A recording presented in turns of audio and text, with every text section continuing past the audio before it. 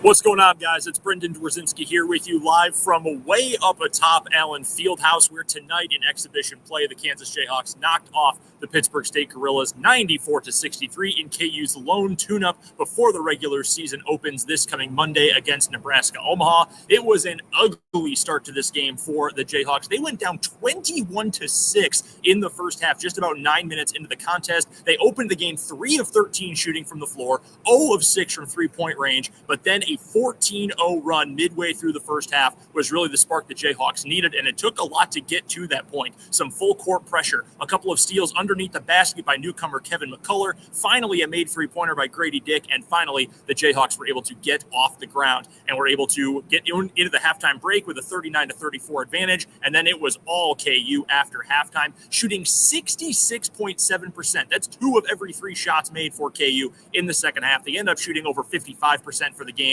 They're able to cruise on to the 31-point win in this exhibition contest. Now, scoring in this game for KU, unsurprisingly, it was Jalen Wilson leading the way for the Jayhawks. He finishes with a game-high 23 points in the contest, shot the ball pretty well as well, 9 of 17 from the floor, knocked down 2 3-pointers, 3 of 4 from the free throw line as well. He was one of 2 20-point scorers for the Jayhawks tonight. That also included Grady Dick, the highly touted freshman, last year's National High School Basketball Player of the Year. He chips in with 20 points. He went 3 of 5 from three-point range, 7 of 9 from the floor overall. Did get blown by on his first defensive possession of the game, but was able to step up, had a huge offensive night, and got plenty of compliments from Bill Self in the post-game press conference as well, specifically about his ability to score the ball. The only other double-digit scorer in the game for KU, another newcomer, we already mentioned him, Kevin McCullough. He had 5 steals in the game, and obviously he is known for his defensive prowess, but he chips in with 13 points in the contest as well, goes 6 of 12 from the floor, added 3 assists, 3 rebounds into the contest as well. So a very good debut showing, even though it was an exhibition play for Kevin McCullough. And as I mentioned, KU for the game, 39 out of 70 from the floor, better than 55, nearly 56% shooting for the game. As for Pittsburg State, they shot the ball reasonably well as well in this one, 42% from the floor. And it was a big day for Pitt State, not only getting to come up here to Lawrence to take on the Jayhawks at Allen Fieldhouse, but it was a big day for their new head coach as well, Jeff Boschee, who moved from Missouri Southern in the MIAA across state lines, now at Pittsburg State. The former Kansas Jayhawk played here in Lawrence from 1998 to 2002 under Roy Williams, one of the greatest three-point shooters in KU history. Got a very nice ovation from the hometown crowd when he was announced at the start of the game. So KU wins its lone exhibition game of the year. Their gaudy record on exhibition play, specifically under Bill Self, continues. They'll take on Nebraska Omaha coming up on Monday night in their season opener. And when they do that, it will be Norm Roberts at the head of the bench. He is the longtime assistant coach for KU. He has worked on and off with Bill Self for the better part of nearly 30 years at this point. He will be the head Jayhawk for the first 4 games of the regular season because Self is going to be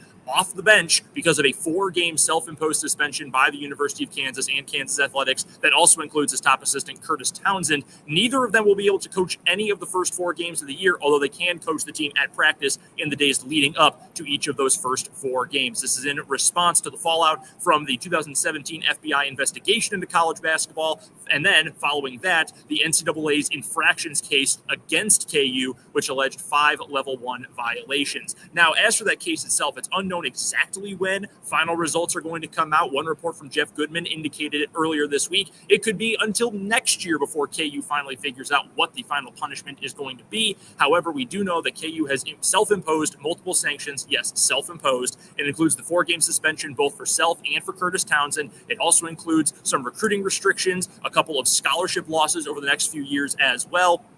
So we are going to find out very quickly what this KU team is going to look like without the Hall of Famer on the bench. Self said that he is in lockstep with the university's decision to make this call, that he's not happy he's going to have to miss the first 4 games of the year, but he understands the move. He was privy to it. He was part of conversations leading up to the announcement earlier this week that he was going to miss some time, but did also say he doesn't know exactly where this is going to end up. Chancellor Douglas Girard of the University of Kansas said in a statement when the suspension was announced that they are hoping that this is able to move things along a little bit for KU, and maybe this will get to the end of the infractions review process. Self said post-game today, though, he really doesn't know And if he doesn't know, it's going to be hard for anybody to know because he's the one who's right in the middle of the entire situation. He did go out of his way, though, early in the questioning about what the suspension is going to mean, what things are going to be like for KU over the next several weeks. He did say this was an effort by the university to show some institutional control over the situation, which is a very important type of wording to use when you talk about lack of institutional control charges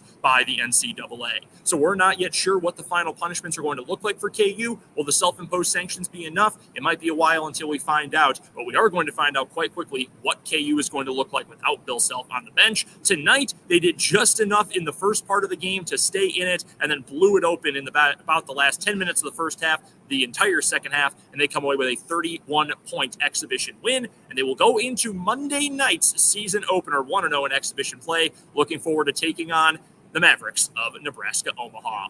One more time from Allen Fieldhouse in Lawrence, Kansas 94, Pitt State 63 in exhibition play. For Sports on 580, I'm Brendan Dzwierzynski.